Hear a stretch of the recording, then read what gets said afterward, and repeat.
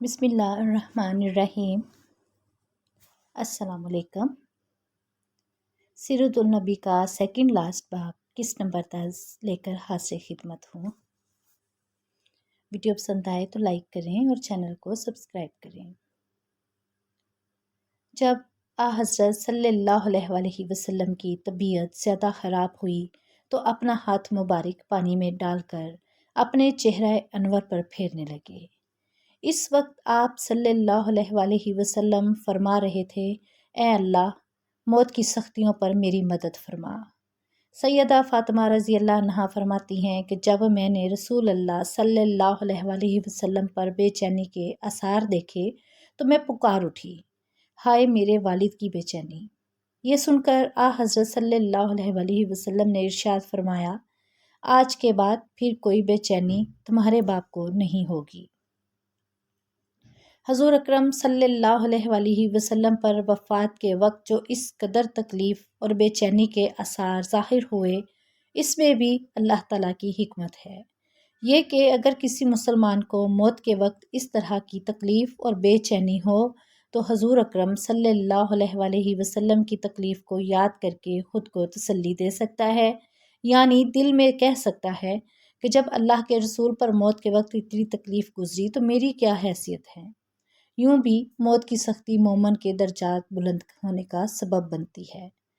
حضرت عائشہ صدیقہ رضی اللہ تعالیٰ عنہ فرماتی ہیں، حضرت صلی اللہ علیہ وسلم پر موت کی تکلیف کے بعد اب میں کسی پر بھی موت کے وقت سختی کو ناگوار محسوس نہیں کرتی۔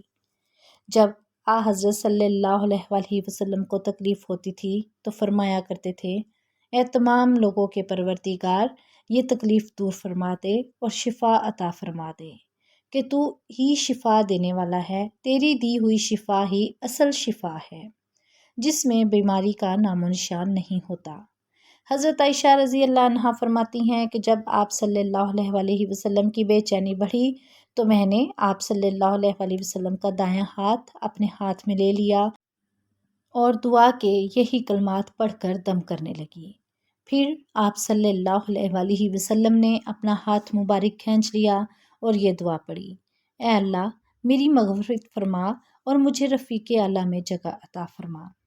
حضرت صلی اللہ علیہ وسلم کو جب بھی کوئی تکلیف ہوتی عافیت اور شفا کی دعا کیا کرتے تھے، لیکن جب مرض سے وفات ہوا تو اس میں شفا کی دعا نہیں مانگی۔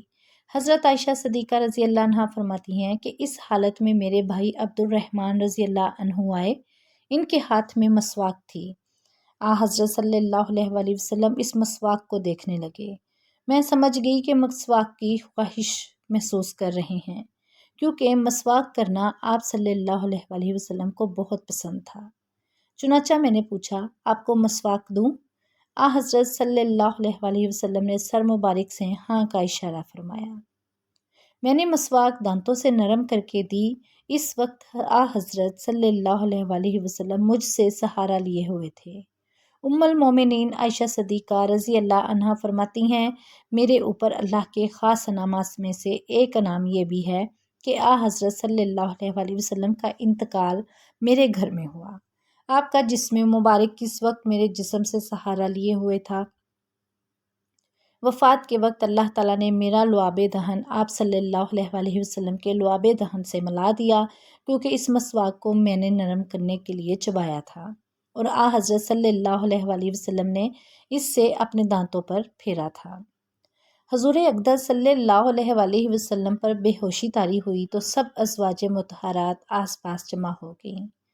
مرض کے دوران حضرت صلی اللہ علیہ وسلم نے اپنے رب کے پاس کیا گمان لے کر جائے گھر میں اس وقت کہ اللہ تعالیٰ سے یا 7 ملاقات دینار ہو تھے اور یہ مال حضور اس کے اقدس پاس ہو۔ صلی اللہ علیہ سیدہ وسلم عائشہ نے رضی اللہ عنہا سیدہ نے اسی عائشہ وقت رضی ان اللہ دیناروں کو عنہا صدقہ کو کر حکم دیا دیا کہ ان حضرت دیناروں صلی کو اللہ صدقہ کر علیہ دیں۔ وسلم کی ساتھ بیماری ہی سے ارشاد چند روز فرمایا، پہلے حضرت عباس رضی اللہ عنہ نے خواب دیکھا تھا کہ چاند زمین سے اٹھ کر آسمان کی طرف چلا گیا۔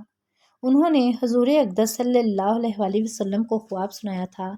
خواب سن کر آپ صلی اللہ علیہ وسلم نے فرمایا تھا، اے عباس، وہ تمہارا بھتیجا ہے، یعنی یہ آپ صلی اللہ علیہ وسلم کی وفات کی طرف اشارہ تھا۔ اپنی صاحبزادی سیدہ فاطمہ رضی اللہ عنہا سے آپ صلی اللہ علیہ وسلم کو بے پناہ محبت تھی۔ علالت کے دوران آپ صلی اللہ علیہ وسلم نے انہیں بلا بھیجا۔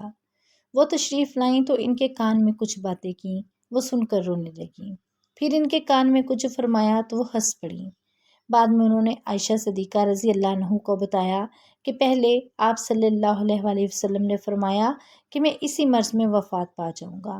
یہ سن کر میں رو پڑی۔ دوسری بار فرمایا کہ خاندان میں سب سے پہلے تم مجھ سے ملو گی۔ یہ سن کر میں ہنس پڑی۔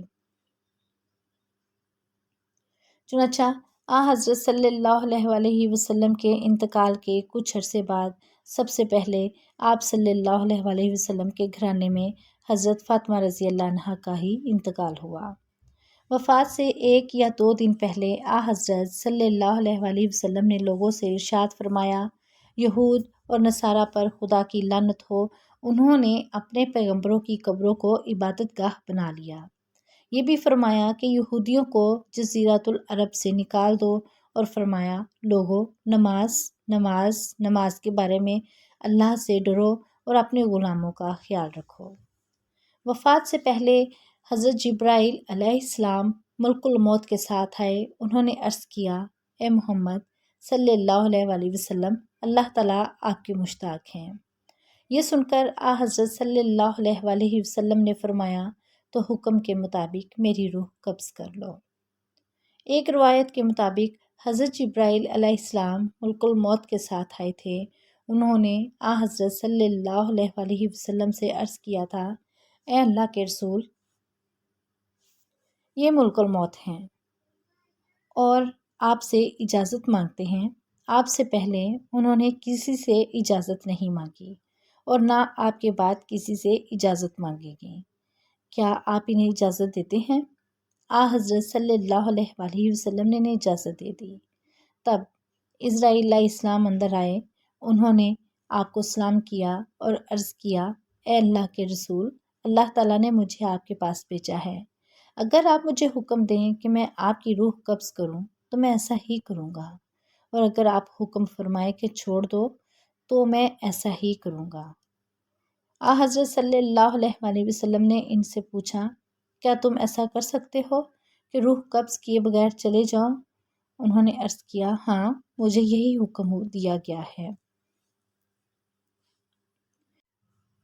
حضرت صلی اللہ علیہ وسلم نے جبرائیل علیہ السلام کی طرف دیکھا تو انہوں نے عرض کیا، اے اللہ کے رسول، اللہ تعالیٰ آپ کی ملاقات کے مشتاق ہیں۔ حضرت صلی اللہ علیہ وسلم نے فرمایا، مجھے اپنے پروردگار سے ملاقات عزیز ہے۔ پھر حضرت صلی اللہ علیہ وسلم نے حضرت اسرائیل علیہ السلام سے فرمایا، تمہیں جس بات کا حکم دیا گیا ہے اس کو پورا کرو۔